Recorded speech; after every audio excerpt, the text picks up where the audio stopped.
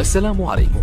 لا تنسوا الاعجاب بالفيديو والاشتراك في القناة تشجيعا لنا لنستمر بنشر المزيد إن شاء الله.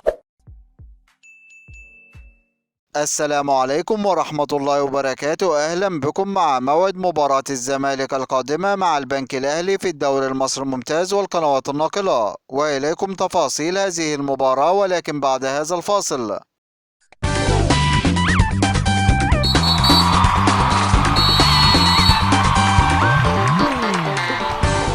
بعد هزيمة فريق الزمالك من فريق المصري في المباراة السابقة بنتيجة 3 أهداف مقابل هدفين في المباراة التي جمعت بينهم في إطار مواجهة الجولة الثانية والعشرون من بطولة الدوري المصري الممتاز، وسجل أهداف الزمالك في هذه المباراة الهدف الأول عن طريق اللاعب عماد الدين أبو بكر مدافع المصري بالخطأ في مرماه، والهدف الثاني عن طريق اللاعب ناصر منسي. ويستعد فريق الزمالك بعد هذه الهزيمة لمواجهة فريق البنك الأهلي في المباراة القادمة، وذلك في إطار مواجهة الجولة الرابعة والعشرون من بطولة الدوري المصري الممتاز. وقد انتهت مباراة الدور الأول بين الفريقين بفوز فريق الزمالك على فريق البنك الأهلي بنتيجة هدف مقابل لا شيء، ويحتل فريق الزمالك المركز الخامس في جدول ترتيب الدوري المصري برصيد 33 نقطة من 21 مباراة، فاز في 9 مباريات وتعادل في 6 مباريات وهزم في 6 مباريات، ليكون الفارق 11 نقطة بينه وبين فريق الأهلي متصدر جدول الترتيب برصيد 44 نقطة، بينما يحتل فريق البنك الأهلي المركز السادس عشر في جدول ترتيب الدوري المصري برصيد 17 نقطة من 22 مباراة،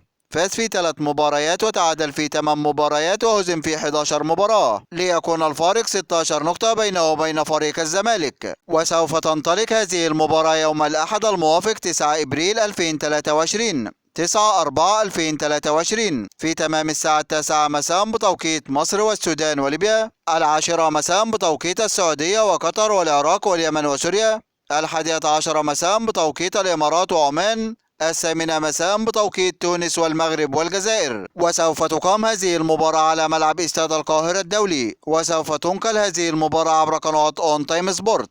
هذا كل ما لدينا عن موعد المباراة، وانتظرونا في موعد مباريات قادمة بإذن الله تعالى، ولا تنسوا دعم الفيديو بلايك والاشتراك في القناة وتوقع نتيجة المباراة في التعليقات أسفل الفيديو. دمتم في أمان الله، والسلام عليكم ورحمة الله وبركاته.